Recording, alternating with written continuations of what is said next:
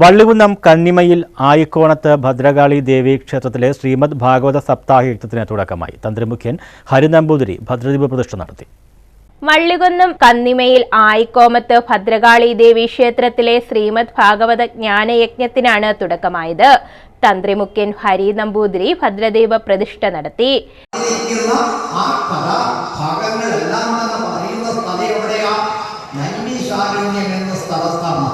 ആ നൈമിശാരണ്യം എന്ന സ്ഥലത്ത് ശൗനകാദി മഹർഷിമാരെ യാഗം തുടങ്ങുമ്പോൾ അവിടെ വേദവ്യാസന്റെ ശിഷ്യനായ സൂത പൗരാണികൻ അവിടെ കടന്നു ചെല്ലുമ്പോഴും അവർ പറയുന്ന ഒരു വാചകമുണ്ട്.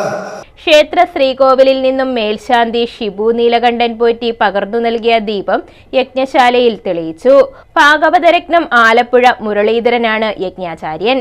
ചടങ്ങിൽ മലയാലപ്പുഴ പ്രദീപ് യജ്ഞഹോതാവും പാങ്ങോട് രാജേഷ്, മാമ്പുഴ ജയപ്രകാശ്, കുമരഞ്ചിറ ഷാജി എന്നിവർ യജ്ഞ പൗരാണികരുമാണ്. ഇതിന്റെ മുന്നോടിയായി ക്ഷേത്രത്തിൽ ശ്രീധരീയം കുതിരപ്പന്തി അരങ്ങിലേറിയ ഉണ്ണികൃഷ്ണൻ കുശസ്ഥലയുടെ കാർമ്മികത്വത്തിൽ പാരായണം, പ്രഭാഷണവും ഏകാഹ നാരായണീയ യജ്ഞവും നടന്നു.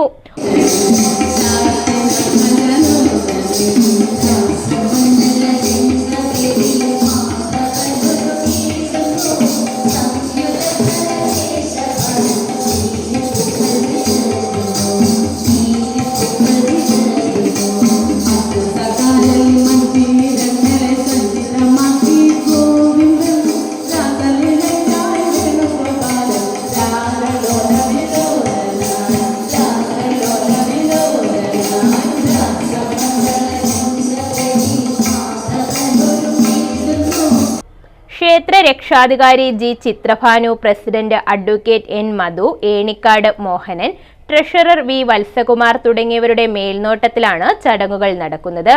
ഒക്ടോബർ 11 അപവൃത സ്നാന ഘോഷയാത്രയോടുകൂടി ചടങ്ങുകൾക്ക് സമാപനമാകും. News bureau, Karunagappally.